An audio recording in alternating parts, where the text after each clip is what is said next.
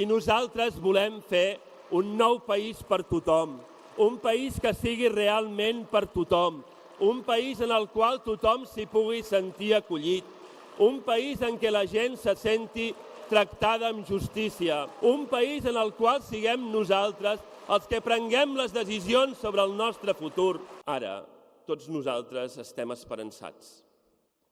Estem esperançats perquè les enquestes, totes elles, ens diuen que som la segona força amb intenció de vot directe. No ens havia passat mai. I estem convençuts que podem ser segona força en el Parlament de Catalunya. No hi ha cap partit del món, a cap país del món, que hagi guanyat sempre les eleccions. I això tampoc no passarà a Catalunya. Hi haurà un dia que els que fins ara han guanyat totes les eleccions no les guanyaran, les perdran, perquè les guanyarà algú altre. I aquest algú altre segur que serem nosaltres.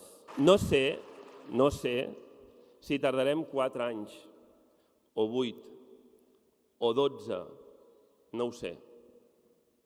Però sé que guanyarem. I sé que guanyarem quan haguem convençut els nostres, a la nostra gent, els nostres amics, parents, veïns i coneguts de que mereixem aquesta victòria.